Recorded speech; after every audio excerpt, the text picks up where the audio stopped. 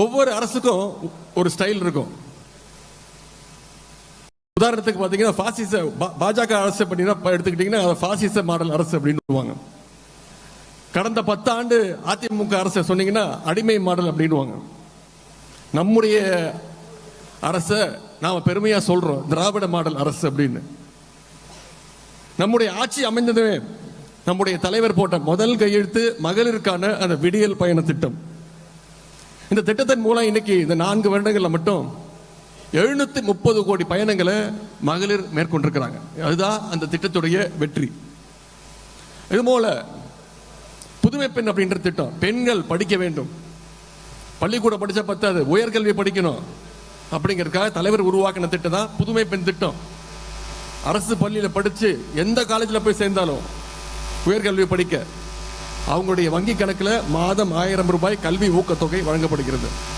தமிழ்நாட்டு மக்களுடைய வீட்டு கதவை எல்லாம் போய் தட்டுறாங்க அப்படின்னு விமர்சனம் செஞ்சிருக்கிறார். நாம தமிழ்நாட்டு மக்களுடைய கதவுகளை உரிமையோடு தட்டுறோம். உங்களை மாதிரி திரு எடப்பாடி பழனிசாமி அவர்கள் மாதிரி அமித்ஷா வீட்டு கதவையோ இல்ல கமலாலயம் வீட்டு கதவையோ திருட்டுத்தனமா போய் யாரும் தட்டல.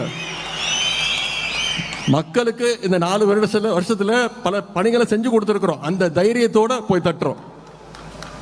ஏன்னா திமுக என்பது மக்கள் இயக்கம். மக்களிடம் செல், மக்களிடம் பழகு அப்படின்னு தான் நம்மளுக்கு பேரறிஞர் அண்ணா அவர்கள் கற்றுக் கொடுத்தார். கழகத்திற்கு மக்கள் கொடுக்கின்ற ஆதரவை பார்த்து திரு எடப்பாடி பழனிசாமி அவர்கள் என்னென்னமோ வளர்றார். 2 நாளைக்கு முன்னாடி ஒரு கூட்டத்தில் பேசுறாரு, திமுக காரன் யாராவது போன் நம்பர் கேட்டா கொடுத்துடாதீங்க. இதுதான் ஒரு எதிர்கட்சி தலைவருடைய பிரச்சாரம். தமிழ்நாட்டு மக்கள் நம்முடைய தலைவரை நோக்கி, திராவிட முன்னேற்ற கழகத்தை நோக்கி ஆதரவா நம்மளுடைய தமிழ்நாட்டு மக்கள் வர்றது பார்த்து அவருக்கு எரிச்சல் வருது. பாஜகவோடு இனி எந்த காலத்திலையும் கூட்டணி இல்லைன்னு சொல்லிட்டு அடுத்த மாசமே ஓடி ஒளிஞ்சு போய் 4 கார் மாறி போய் டெல்லியில போய் கள்ள கூட்டணி வச்சுட்டு வந்தவர் தான் திரு எடப்பாடி பழனிசாமி அவர்கள். இன்னைக்கு அது வெளில வந்துருச்சு.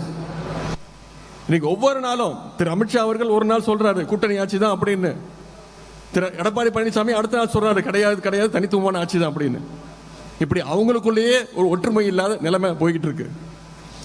நான் இன்னும் சொல்றேன், இவங்க 2 பேரும் போட்டி போட்டுக்கிட்டு இப்படி பண்ணிட்டு இருந்தாங்கன்னா தமிழ்நாட்டில் ஒரு தொகுதியில் கூட டெபாசிட்டை கூட வாங்காது அந்த கூட்டணி.